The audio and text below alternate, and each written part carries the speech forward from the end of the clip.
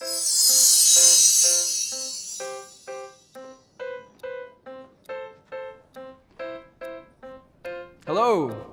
Hi. Welcome. I'm Jonathan Larson. What was it like to embody Jonathan Larson? It was a dream come true. It was a dream that I didn't know I even had, that Lynn woke up in me. You know, it was like being reunited with a long lost brother that I didn't know existed. An artistic brother, someone that I feel a real kinship with, and that I just feel honored that I get to attempt to honor him. So it was enlivening.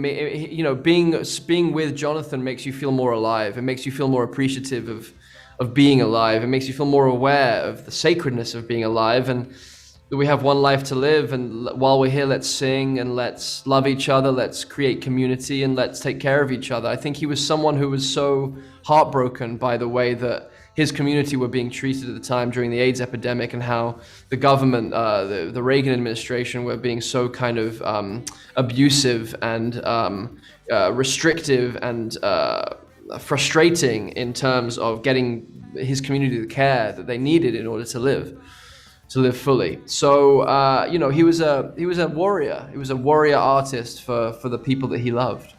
Is there something about this character that will remain with you? The love that Susan has for Jonathan, but the understanding that her dreams and her passions are just as important, putting herself first. That has just taught me so much. I've learned so much about the protection of oneself and one's highest power, which is their art, their creation, their connection to source, and being a conduit of that. That's gonna stay with me forever. Yeah, for me, I think what's coming right now is like the self-awareness that Michael has, the fact that he was able to clock the math and say, hey, I chose this career path and I'm not really happy in it. It's not serving me. So let me go. And it also wasn't serving him because he was just dealing with being a Latino man in the 90s in musical theater, and knowing that like whenever he came into the room, people call him Juan Pedro and Miguel, all the other names that weren't his, and he was smart enough to know this is no longer serving me. So I'm going to find happiness and creativity in this other space. And so that type of like questioning and self-reflection and self-defining of happiness is what I want to lean into and take away from him. How did you prepare for a role like this? Oh God, so in so many ways. I had a long time to do it. I had to learn how to sing, play piano, and brush up some dance skills that were rusty.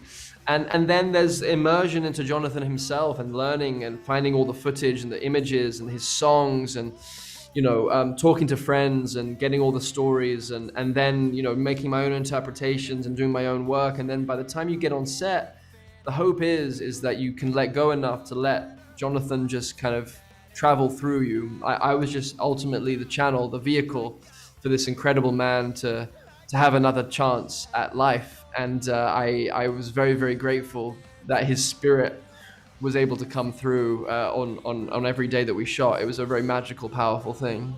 Has working on this film changed the way you see Jonathan Larson's work? I think it deepens it for me. I think it's like that Jonathan was like so centered on love and so centered on community and like so giving to his people, that he, as a white man and ally, was like, I see all these Black and brown folks who need to be seen, and I'm gonna give them roles. And I'm gonna give them space and opportunity, and not just give them roles, but give them like meaty roles, layered roles that are allowed to be messy, but are still deserving of our love and respect. That was like just like one of the greatest gifts he's given us. I think that working on this movie has deepened my appreciation for Jonathan's work. I was familiar with his work, but I wasn't familiar with him in this intimate of a way.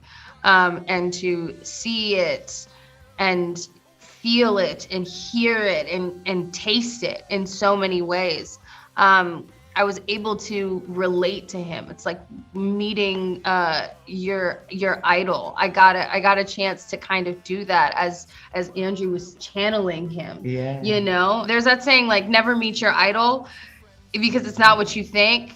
And I feel like I had an opportunity to change that narrative in my mind because I got a chance to do that and it made me love them that much more. Yeah, Lynn also always says that apparently Jonathan would like come up with these little gifts and surprises for his friends. Like he was always aware of the things that they liked, and he would like randomly do things for them or like write them songs. And so he was always just like in that spirit. He was always like centered in that spirit of like joy and celebration and making his people just happy, being selfless in that way.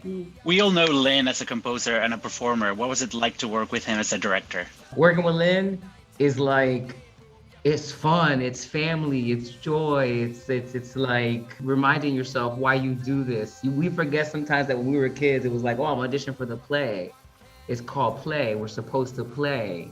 And then like somewhere in this business, like the mind games of it make you lose that. And so it's so nice to return to a space where it is just that. It's like, it's getting in touch with that childlike joy. Yeah, and Lin was able to create that space for us. And I think that's a testament to who he is as a director, and to see him shine as a first-time film director in this moment. Holding that space is so sacred, and he was able to do it and execute it flawlessly.